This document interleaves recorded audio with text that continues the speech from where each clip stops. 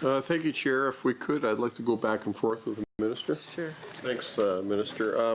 I want to talk a little bit about the Alberta Energy Regulator, and this, I think, deals primarily with outcome 2 in the business plan on pages 63 and 64. Now, the Alberta Energy Regulator, I think, is one of those policy decisions that I think was a very good policy decision, and the regulator has become a model for energy-producing jurisdictions around the world. And it's interesting, it was actually one of the first topics that was discussed at one of the first caucus meetings I attended back in 2012, that there was this development of a single window regulator and how that would be an improvement over the previous system and would streamline things. And I think for the most part, a lot of those objectives, if they haven't already been met, we're on our way to meeting them. But I do want to just say that I have some concerns. And specifically on page 64 under 2B, pipeline safety under the Alberta Energy Regulator. When I saw these numbers, and these are all actuals, in terms of the number of the high consequence pipeline incidents, 53, 51, 31, and 33. These are actuals, not targets, on page 64. I guess I'm particularly concerned when I read that because, of course, we're telling the world that pipelines are very safe, and we're telling the world that pipelines are the right way to go, and I do believe that that's true. And yet anyone who looks at our business plan of our energy department sees those numbers and say, well, wait a minute, you're averaging close to 3 incidents a month that are what you declare by your own definition as being high consequence. So I guess my question is, how would you, Minister, respond to somebody who said, wait a minute, you've got a problem here? Well, first of all, I would assure them that the AER provides a lot of pipeline safety and works very hard at reducing the incidents. They take steps to prevent pipeline incidents by requiring companies to implement comprehensive integrity management programs to identify, manage, they use the smart pigs and all that kind of stuff. Mm-hmm. And program aims to ensure the adequate systems have been implemented, and ultimately there will be fewer incidents. And so they're focusing incrementally on reducing high consequence incidents, as these types of incidents, as you mentioned, have an impact on public, wildlife, and the environment.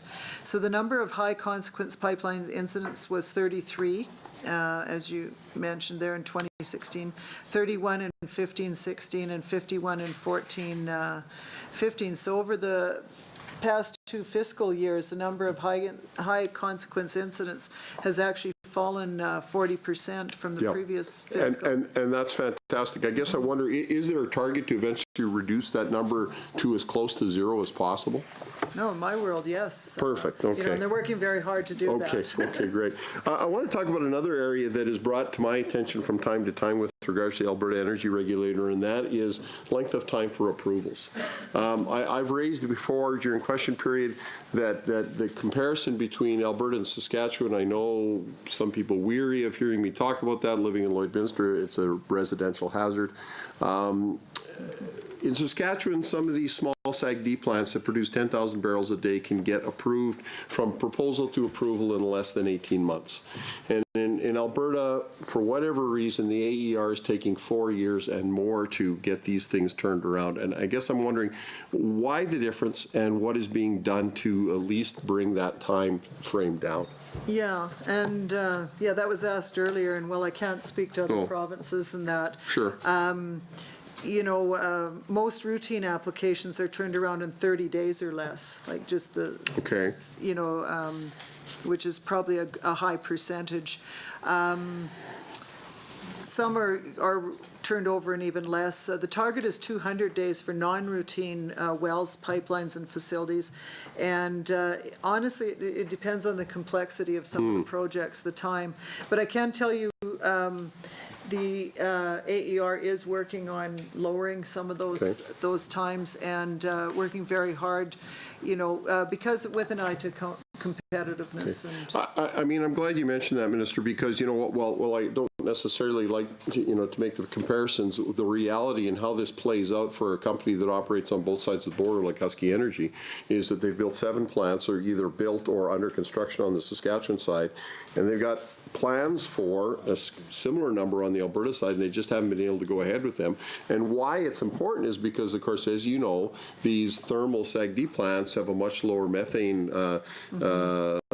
release component than the standard CHOPS method, which is being used widely in our area. So a bit of a question that has to do with the electricity side of things. And Minister, I'm sure you get asked this question on a frequent basis, and that is the Alberta government doing anything to develop what I would call the holy grail of electricity generation, and that is electricity storage?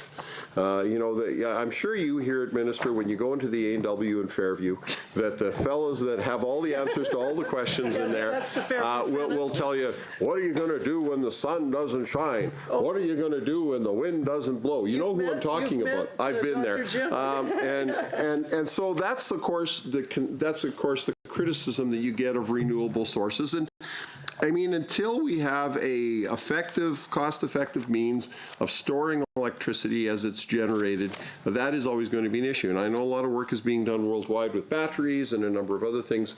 But I'm just wondering, in the Energy Department, is any work being actively done, for example, to do compressed carbon dioxide storage in underground salt caverns, or some of the other technologies that have been talked about?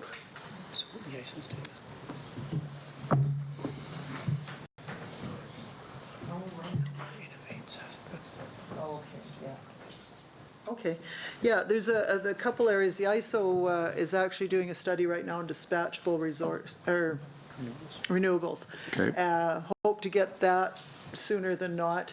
Also, Alberta Innovates is looking to invest money in projects that might speed that up, because that's one of the things that in his end they're looking at. I know I can say when I was down in Houston the last couple times, that's always the one I want to know the most about, is where we're at, because I honestly think that technology is going to be sooner than not. So we do have a couple areas we've got eyes on that, and it's going to be a game changer. Absolutely. If Alberta could be the center of excellence that sort of breaks through that, that barrier of converting, both way into storage and then back out of storage, and doing it without much power loss.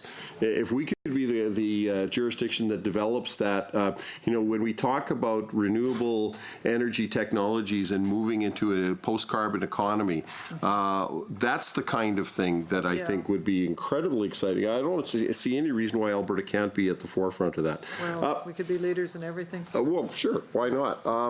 So finally, on page 65 of the business plan, Minister, risks to achieving outcomes. I read this section with considerable interest, because in your risks to achieving the outcomes of the 2018 business plan, you correctly, point out in your strategic analysis that there are, a number of risks. Policy and political decisions made at the federal level. I go, oh boy, check, have we seen that? Interprovincial relations, we've had our share of those in the past 6 months. NAFTA, of course, that's an ongoing one. Market demand, especially in the U.S. for Alberta's products. Well, as we know, with a captive market, U.S. demand is critically important, and collaboration with other governments, which at times becomes tenuous in our current political climate. Now, you acknowledge that these are risks to achieving outcomes, and I would say, just objectively, that all of those risks have been very much at play in the last, 6 months to a year.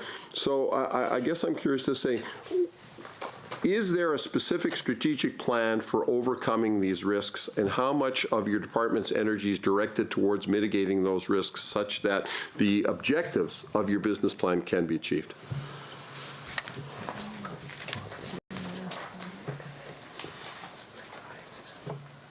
Yeah, it's kind of a broad question. Certainly, we got, I've got that. Yeah.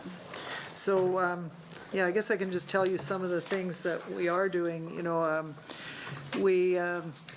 We look at the risk to capital investment. Again, I'm not sure if I'm referring to the right things that you're wondering, but, when I was at the college, before I came here, that was one of my least favorite committees to be on, but we looked at the risk of, capital, technology was a big one of mine. So, we do consider all of those risks. Like I say, there's capital, there's market. I'm not sure which, okay, that's a different page that I'm looking at. So certainly, we are looking specifically at controlling. Thank you, Minister. We're going to move on to the private members of the Government Caucus. Mr. Malkinson, please go ahead. Thank you very much, Mr. Chair.